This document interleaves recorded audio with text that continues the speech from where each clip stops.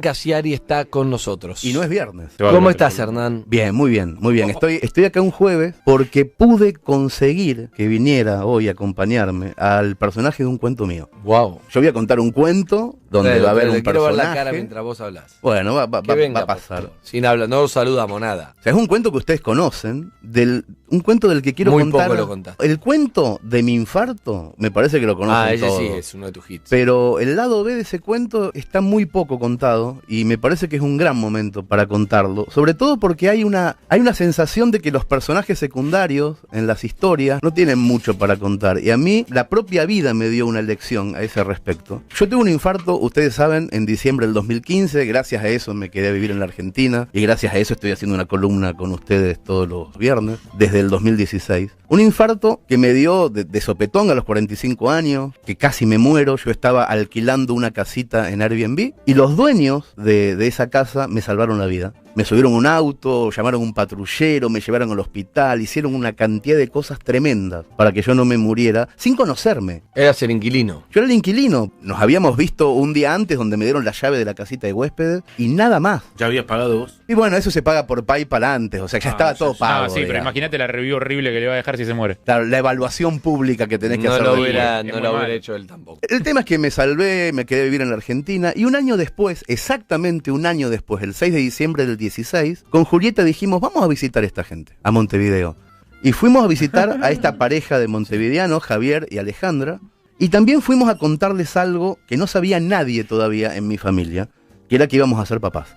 Quisimos contárselo a ellos antes que a nadie. El día que yo me infarté en la casa de esta gente, hacía 8 días que la conocía a Julieta. Hacía muy poquito, y esta gente me salvó la vida y además generó que la relación con Julieta fluyera y que íbamos a tener una hija. Llegamos a la casa donde me infarté. A mí me dio un cosquilleo cuando llegamos, un año después, porque me podía haber muerto ahí un año antes. Javier y Alejandra tienen un caserón enorme en un barrio muy concheto de Montevideo, que se llama El Prado, con una pileta olímpica, con 4 perros, con obras de artes y muebles caros, y tienen una casa de huéspedes atrás del jardín. En esa casa de huéspedes, que alquilé por Airbnb, yo me infarté. Javier además es descendiente del prócer máximo del Uruguay, se llama Javier Artigas. Sin embargo, son gente muy sencilla, son gente muy accesible. Esa es la primera gran diferencia que hay entre Argentina y Uruguay. Aunque tengan mucha plata los uruguayos o vengan de familias patricias, no saben ser conchetos. Les cuesta un montón el conchetaje al uruguayo. Cuando fuimos esa noche a contarles que íbamos a ser papás, se pusieron muy contentos, se emocionaron. Me abrazaban, me acuerdo, le tocaban la panza a Julieta. Después la charla empezó a fluir como si nos conociéramos de toda la vida. Hacía el mismo calor que un año antes, era diciembre. Y yo me di cuenta de que no éramos amigos de esa pareja. Ni la noche del infarto éramos amigos, ni tampoco un año después. De hecho, era la segunda vez que nos veíamos en la vida. Entonces Javier nos empezó a contar sobre ellos. Claro, ellos sabían mucho de nosotros, pero nosotros no sabíamos de ellos. Solamente sabíamos que me habían salvado la vida un año antes, que me habían llevado en su auto al hospital, que habían movido cielo y tierra para que me atendiera la salud pública uruguaya, que eran mis ángeles de la guarda, pero nada más. Y cuando Javier empezó a hablar, supimos que eran personas muy especiales. Alejandra era funcionaria en Montevideo, y no me acuerdo de qué trabajaba Javier, pero iba y venía por todo el mundo. Digamos que era un alto directivo de una empresa a la que voy a llamar Multinacional A. Y como pasa siempre cuando te va muy bien en los negocios, un día lo contactaron de la competencia, a Javier, de la Multinacional B, y lo tentaron para que se pasara a sus filas. Le ofrecían el doble de plata, beneficios. Seguramente Javier me explicó todo esto con más claridad, pero a mí me cuesta retener la jerga de los trabajos que dan plata, así que no sé bien, pero era algo así.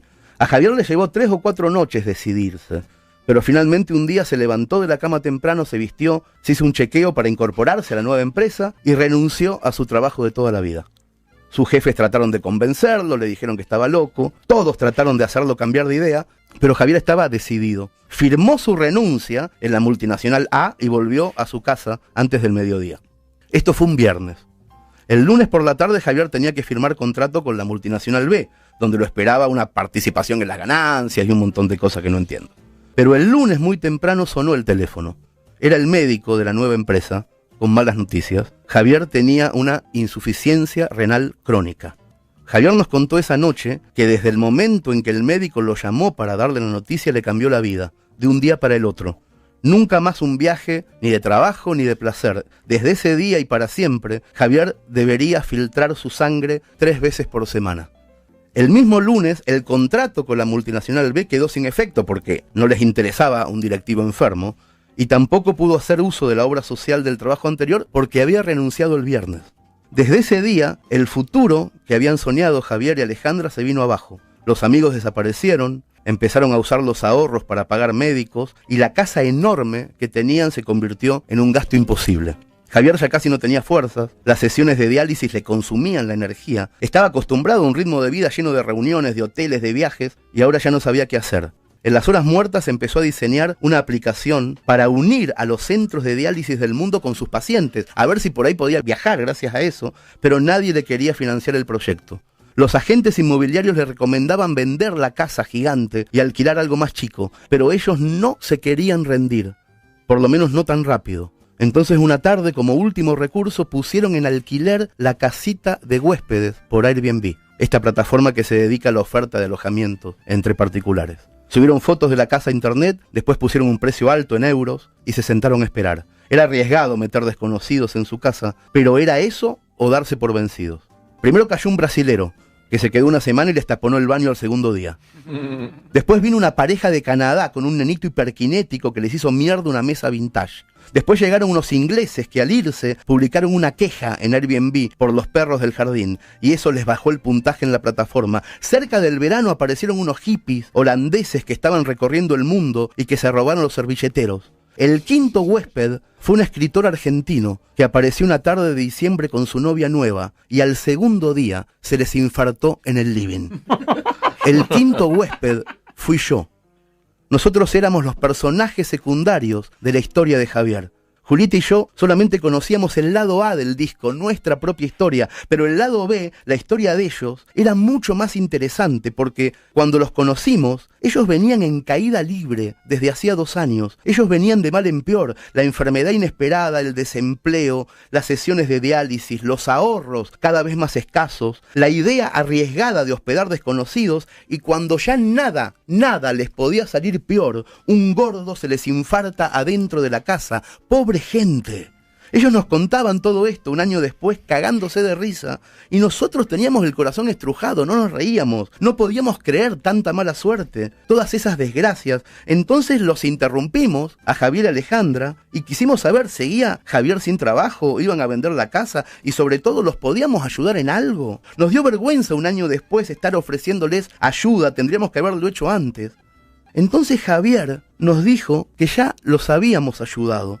Y me dice, ¿vos te acordás, Hernán, que al día siguiente de tu infarto, cuando estabas internado, recibiste un mail? Claro que me acordaba yo, si a veces lo cuento en mi anécdota del infarto. Yo estaba todo entubado en el hospital, me vibró el teléfono, era un mail automático de la plataforma Airbnb, me pedían una evaluación pública de mis anfitriones en Montevideo, se lo piden a todo el mundo, es un mail automático. Entonces yo desde el hospital hice una reseña medio graciosa que se viralizó mucho. Ponía excelente vivienda para huéspedes con propensión al infarto de miocardio, la zona posee comunicación directa con el hospital, Javier y Alejandra se convierten en ángeles de la guarda, una cosa muy chistosa. Y la publiqué en Airbnb. Y entonces Javier me dijo, a esa reseña tuya la leyó el dueño de Airbnb, Joe Gebbia. Yo no lo podía creer. Joe Gebbia es el millennial más rico de Estados Unidos. Fundó Airbnb cuando estudió en San Francisco y ahora la empresa le está haciendo estragos a la industria hotelera de todo el mundo. Airbnb recibe 6 millones de huéspedes por año y todos dejan una evaluación pública. Lo miré a Javier y le dije, ¿vos me estás hablando en serio? Y Alejandra me hacía que sí con la cabeza. Y entonces sacaron una tablet y me mostraron un video de Joe Gebbia dando una charla TED donde nombraba el caso de un anfitrión uruguayo que había salvado de la muerte a un huésped argentino. Con Julieta no podíamos creer lo que veíamos. Esa charla TED ocurrió en Vancouver, Canadá, 2 meses después de mi infarto. Entre los asistentes a esa charla estaban Bill Clinton, Steven Spielberg, que se cagaban de risa de mi reseña. Le pregunté a Javier cómo había conseguido Joe Gebbia esa foto nuestra, porque había puesto una foto nuestra en la charla TED, y me dice Javier, Joe Gebbia vino a mi casa, Hernán. Y entonces nos explicaron que Joe Gebbia, un magnate norteamericano millennial, había leído mi evaluación pública y el 31 de diciembre del 2015, mi infarto fue el 6 de diciembre, aterrizó en Montevideo y se quedó en la casa de Javier y Alejandra, les tocó el timbre. y les alquiló la casita de huéspedes, el dueño de Airbnb, y les preguntó si la historia que habían salvado a un huésped era verdad, y se quedó el multimillonario una semana viviendo con ellos. Joe Gebbia se hacía el desayuno en la casa de Javier, miraba la tele, salía a pasear por Montevideo, a la tarde se encontraba con Javier, charlaban. A los 3 días Joe Gebbia ya era parte del paisaje, le daba de comer a los perros, se hizo amigo de la familia, y una noche, en una sobremesa, Gebbia le preguntó a Javier si le gustaba viajar, justo a Javier. Y Javier se animó a contarle que le habían detectado una insuficiencia renal crónica. También le contó a Gebbia que había creado una aplicación para conectar pacientes de diálisis de todo el mundo. Gebbia le preguntó si había tenido suerte con ese emprendimiento. Javier le dijo la verdad, nunca conseguí interesar a nadie, no tengo un mango. Esa noche de enero del 2016, a Joe Gebbia la idea de Javier le pareció increíble y le ofreció asociarse. Le dijo, si un huésped de Airbnb tiene una enfermedad X, tu plataforma podría conectarlo con un anfitrión que ofrezca una casa adaptada a esa enfermedad. Javier abrió los ojos como el 2 de oro. Era una idea simple y genial que cuajó en menos de 30 horas. Gebbia mandó un mensaje de WhatsApp a sus socios y a los 10 minutos a Javier le llegó un contrato por mail desde San Francisco y en menos de 2 semanas Connectus Medical, la plataforma de Javier, recibió financiamiento por más de $3 millones. La noticia apareció en los medios internacionales, pueden buscarla en Google ahora mismo. En 2017 Connectus, la empresa de Javier, se convirtió en la startup más exitosa de Uruguay. A Javier y Alejandra la vida les cambió por completo, empezaron a viajar de nuevo. Javier pudo hacerse diálisis en diferentes lugares del mundo gracias a esta aplicación que era de él. Y al regreso de uno de esos viajes, sonó el teléfono en su casa de Montevideo. Habían conseguido un donante compatible para su riñón. A principios del 2018, a Javier lo trasplantaron con éxito y ahora está sano. De todos mis cuentos, de todos los cuentos que escribí, este es el que más me parece mentira. Parece hecho por un guionista malo. Yo sé muy bien que cuando las películas terminan con todas las tramas felices, esa película es una garcha, lo tengo clarísimo. Pero esto no es una película. Y pudo haber terminado mal, de verdad, muy mal, porque la tarde de mi infarto, cuando Julieta fue a buscar ayuda, justo a esa hora, Javier y Alejandra estaban a punto de darse por vencidos. No tenían por qué ayudarme. ¿Qué les importaba el drama de otro, si el de ellos, su propio drama, era enorme? Y sin embargo me subieron a un auto, le gritaron a un patrullero, donaron sangre, me salvaron la vida. Es tan fácil salvar a otros cuando vos ya estás a salvo. Pero Javier y su esposa, los personajes secundarios de mi historia, no estaban a salvo. Ellos aparecieron veloces y generosos en el peor momento de sus vidas. Muy bien.